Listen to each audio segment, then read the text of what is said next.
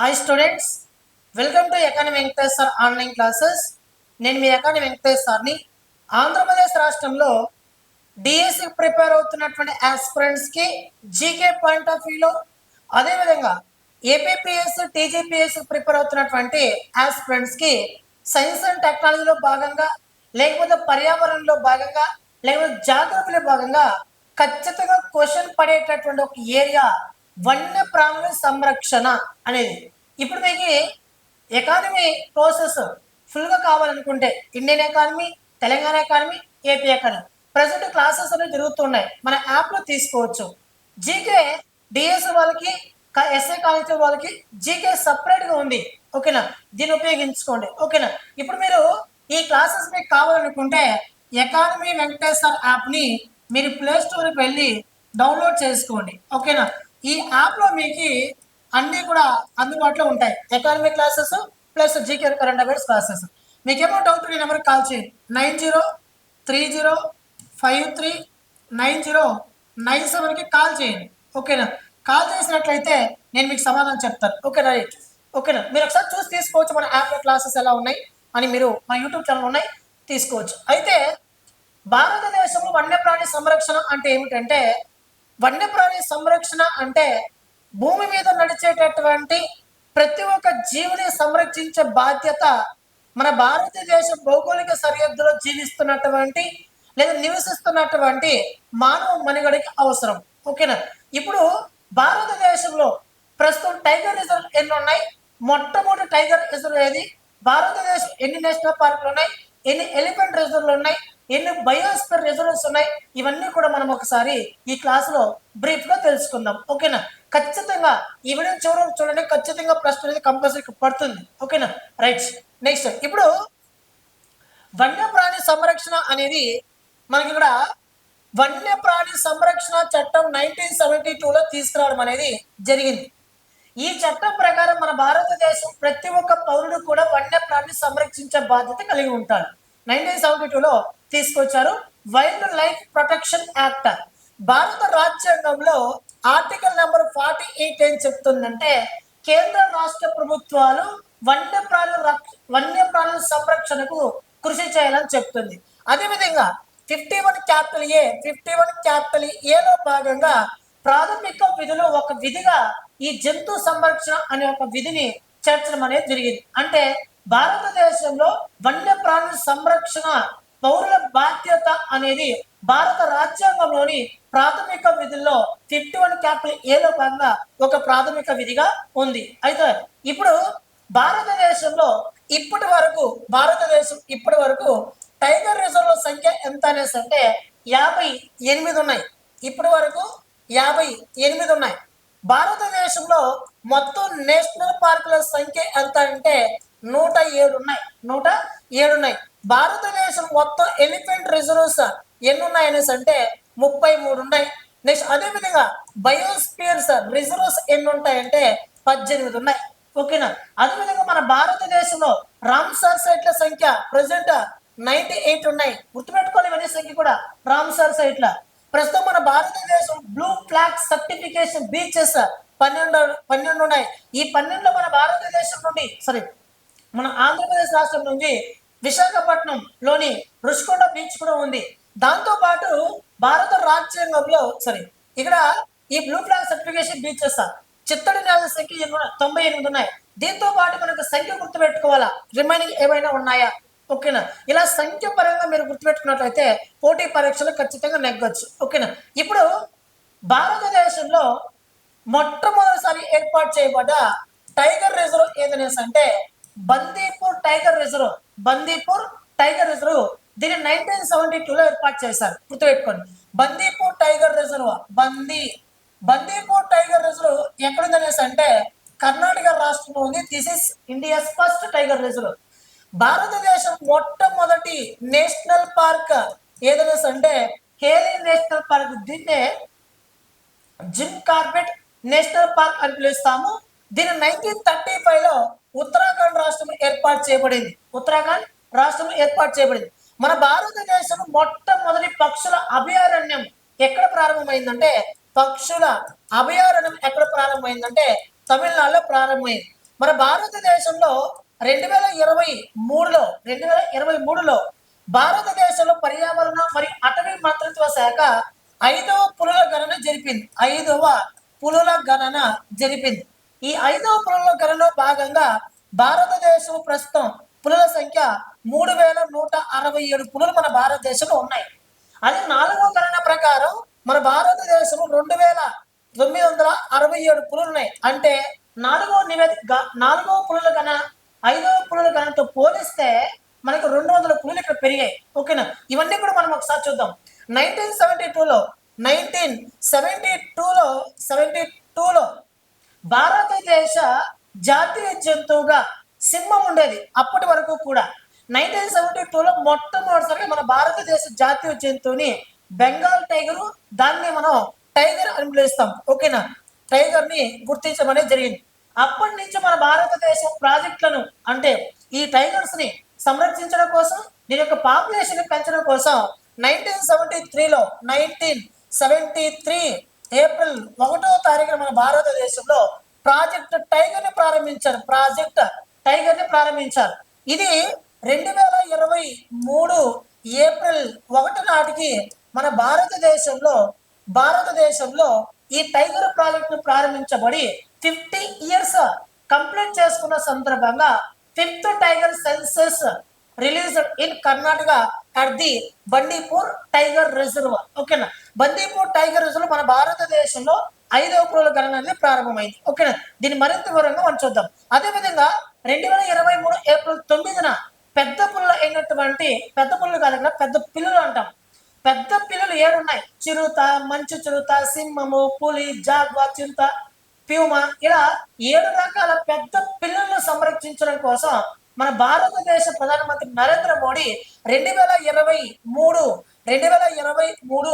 April 9వ తారీఖున మన భారతదేశంలో ఇంటర్నేషనల్ బిగ్ క్యాట్ అలయన్స్ ని ప్రారంభించాడు. దీంట్లో మొట్టమొదటిసారిగా చేరిన దేశం నేపాల్. అదేవిధంగా రీసెంట్ గా 19th కంట్రీగా జాయిన్ అయింది రష్యా. ఓకేనా? ఇవన్నీ మనం ఒకసారి పరిశీలిద్దాం. ఓకేనా? నెక్స్ట్, భారతదేశం వన్యప్రాణి సంరక్షణ.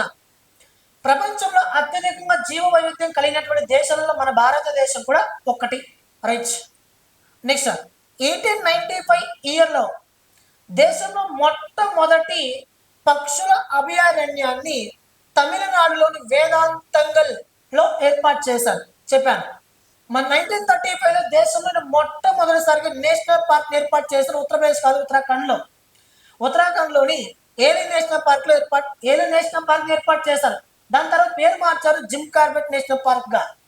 మన భారతదేశంలో 1972లో వన్యప్రాణి సంరక్షణ చట్టాన్ని తీసుకొచ్చి దాని ద్వారా దేశంలో ఉన్నటువంటి వన్యప్రాణి సంరక్షిస్తున్నారు.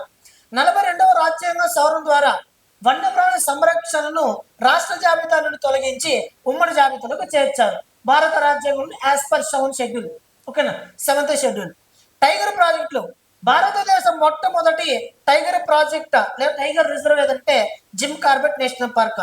ఐక్యరాజ్య సమితి 1998 ఇయర్ని పులుల సంవత్సరంగా గుర్తించింది. 1972లో జాతీయ జంతువు పులులను గుర్తించారు.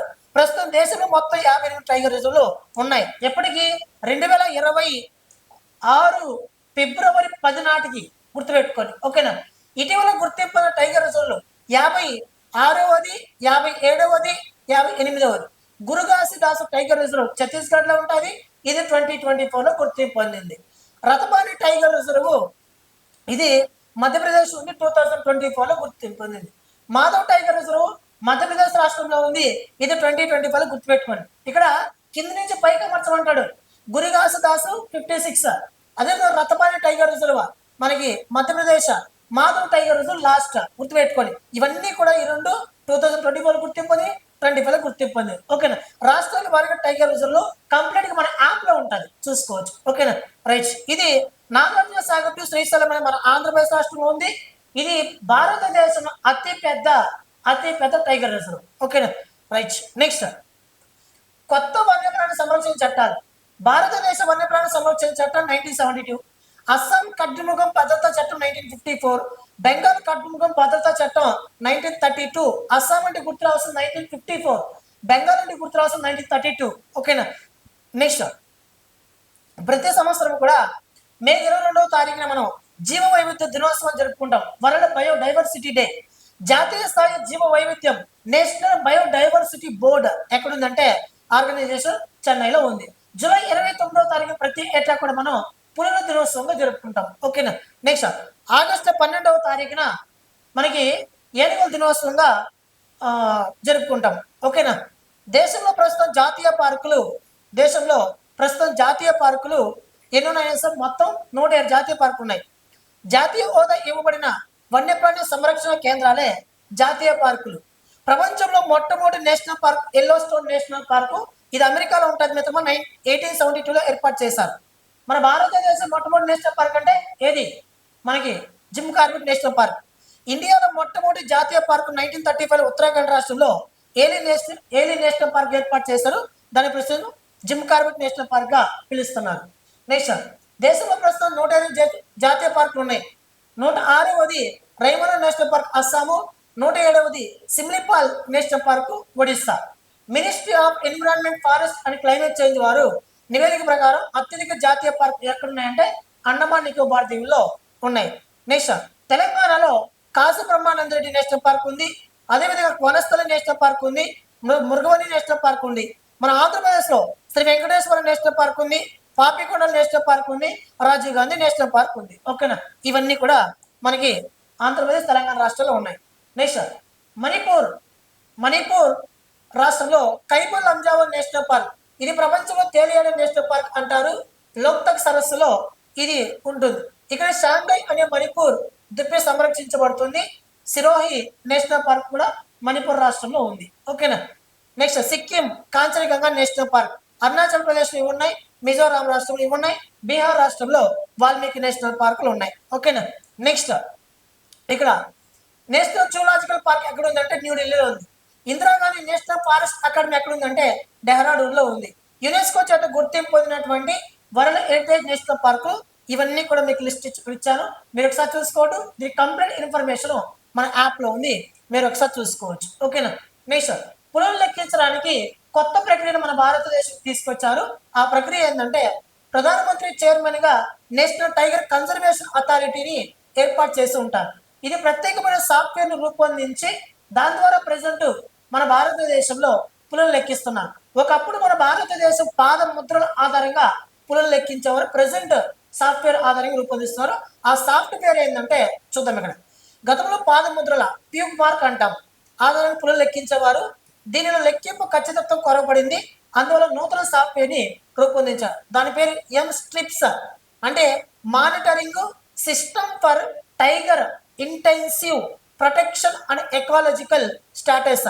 ఈ పద్ధతిలో నైట్ విజన్ కెమెరాల ద్వారా పులుల లెక్కింపు చేపట్టనున్నారు. ఈ గుర్తింపు విధానాన్ని 2011 నుండి ప్రారంభించారు. దీనిని మొట్టమొదటి పైలట్ ప్రాజెక్ట్ గా రాజీవ్ గాంధీ పులుల సంరక్షణ కేంద్రంలో దీన్ని అమలు చేసి తర్వాత దేశవ్యాప్తంగా దీన్ని విస్తరించారు. ఓకేనా. ఇవన్నీ గుర్తుపెట్టుకోవాలా, మీకు చాలా చాలా ఇంపార్టెంట్. ఏమని చెప్తున్నా. నెక్స్ట్ పులి యొక్క శాస్త్రీయ నామం ప్యాంథరా టైగ్రిస్. మన దేశంలో టైగర్స్ ఎక్కువగా ఉన్నటువంటి రాష్ట్రాలు 18 ఉన్నాయి. ఓకేనా. జాతీయ పార్క్ అత్యధిక ఎక్కడ ఉన్నాయి? అండమాన్ నికోబార్ దీవుల్లో ఉన్నాయి. జాతీయ పులుల సంరక్షణ కేంద్రం అంటే national tiger conservation authority, ministry of forest and environment వారు వీళ్ళిద్దరూ కలిసి ప్రజెంట్ మనకి భారతదేశ పులులు లెక్కిస్తున్నారు. ఓకేనా. నెక్స్ట్ పులుల గణాంకాలు. ఇటీవల లభించిన టైగర్ పాపులేషన్ లెక్కింపు ప్రకారం 2018లో 4వ గణన జరిగింది. గుర్తుపెట్టుకోండి, మన భారతదేశంలో 2004లో మొట్టమొదటిసారి పులుల గణన ప్రారంభమైంది. 2004లో పులుల గణన ప్రారంభమైంది. 2018లో మనకి 4వ గణన జరిగింది. 2018లో 4వ గణన జరిగితే ప్రతి 4 సంవత్సరాలకు ఒకసారి పులుల గణన జరుగుతుంది. అంటే 2022లో జరిగిందాల్సింది, కానీ 2023లో ఈ యొక్క నివేదిక విడుదల చేశారు. 2023లో విడుదల చేసినటువంటి 5వ పులుల గణన ప్రకారం మన భారతదేశంలో 167 ఉన్నాయి. ఏ 167? 3167. 2967 2018లో గణించినటువంటి 4వ గణన ప్రకారం ఉన్నాయి. నెక్స్ట్ ఏటా పులుల సంఖ్య పెరుగుతుంది. మొదటి పులుల లెక్కింపు 2006 నుండి జరుగుతున్నది. గుర్తుపెట్టుకోండి, ఇక్కడ మీరు గుర్తుపెట్టుకోవాలా. 2006, మళ్ళీ 4 సంవత్సరాలు 2010, మళ్ళీ 2014, మళ్ళీ 2018, మళ్ళీ 2022, మళ్ళీ ఇప్పుడు 2026 జరుగుతుంది. ఇంకా జరగలేదు. ఓకేనా. రైట్.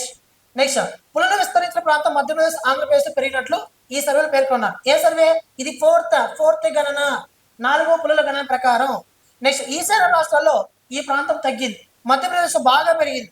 2018 గణన ప్రకారం దేశంలో 2967 పులులు ఉన్నాయి. నేను చెప్పాను కదా ఆల్రెడీ. నెక్స్ట్, మన భారతదేశంలో పులుల సంఖ్య అత్యధికంగా మధ్యప్రదేశ్లో ఉన్నాయి, కర్ణాటక తర్వాత, ఉత్తరాఖండ్ తర్వాత ఉన్నాయి. నెక్స్ట్, ఇది ఓన్లీ 2018 ప్రకారం. ప్రపంచంలో అత్యధికంగా పులులు ఉన్నటువంటి దేశంలో మన భారతదేశం ఫస్ట్ ప్లేస్లో ఉంది. ఓకేనా? దీన్ని ఒకసారి మీరు గమనించండి. ఓకేనా? అత్యధికంగా ఇండియాలో ఉన్నాయి, రష్యాలో ఉన్నాయి, తర్వాత ఇండోనేషియాలో ఉన్నాయి. ఓకేనా?